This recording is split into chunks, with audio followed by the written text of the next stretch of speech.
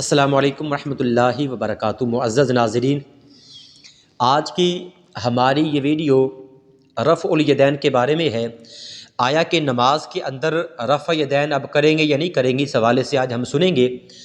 سب سے پہلے ایک یہ بات یاد رکھیے کہ ابتدائی اسلام میں رفع یدین تھا، اب یہ منسوخ ہے۔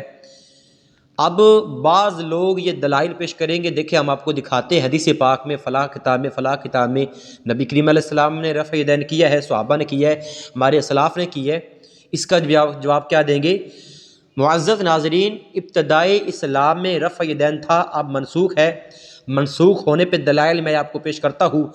پہلی دلیل ہے ابو داؤد شریف کی حدیث پاک ہے، رافع بن تمیم تائی، انہوں نے حضرت جابر بن سمرہ رضی اللہ تعالیٰ عنہ سے یہ روایت کی ہے کہ نبی کریم علیہ السلام ایک دن ہمارے پاس تشریف لائے تو لوگوں نے ہاتھوں کو اٹھایا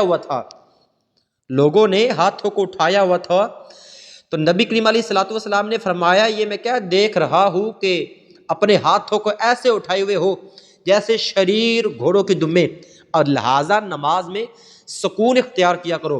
یہ ابو داؤد شریف کی حدیث پاک ہے، کتاب الصلاۃ کے اندر۔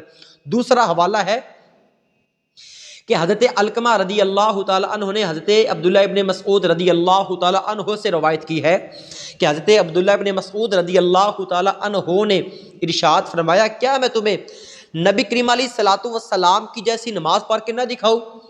تو حضرت عبداللہ ابن مسعود رضی اللہ تعالیٰ عنہ نے جب نماز پڑھی تو صرف تکبیر تحریمہ کے اندر ہی ہاتھ اٹھائے، اس کے علاوہ پوری نماز میں ہاتھ نہ اٹھائے۔ تو میرے معزز ناظرین، رفع یدین کو ہم بھی مانتے ہیں کہ تھا، لیکن اب منسوخ ہے۔ نبی کریم علیہ الصلوۃ والسلام کی آخری زندگی کو ہم دیکھا جائے گا۔ اور امام ترمذی فرماتے ہیں کہ یہ عبداللہ ابن مسعود والی حدیث پاک حسن کا درجہ رکھتی ہے، یہ حسن حدیث پاک ہے، اس میں کسی قسم کی کوئی شک کی گنجائش نہیں ہے۔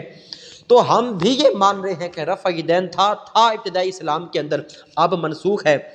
اب کی بندہ یہ اعتراض کر سکتا ہے کہ بھائی آپ قادری سلسلے سے ہو، غوث پاک بھی رفع یدین کیا کرتے تھے، تو اس کا آسان سا جواب یہ ہے کہ ہم جو غوث پاک کے جو مرید ہے وہ ہے طریقت کے اندر۔ ویسے فروعی مسائل میں جو ہمارے شرعی مسائل ہے وہ ہم تقلید کرتے ہیں امام اعظم ابو حنیفہ نعمان بن ثابت کی۔ ہم جو حضور غوث پاک رحمت اللہ تعالیٰ علیہ کو مانتے ہیں وہ ہے طریقت کے اعتبار سے۔ حالانکہ حضور غوث پاک حنبلی تھے، امام احمد بن حنبل کے وہ مقلد تھے، تو تقلید کے اعتبار سے ہم حنفی ہے، امام اعظم کو فالو کرتے ہیں، اور طریقت کے اعتبار سے ہم حضور غوث پاک کے مرید ہیں۔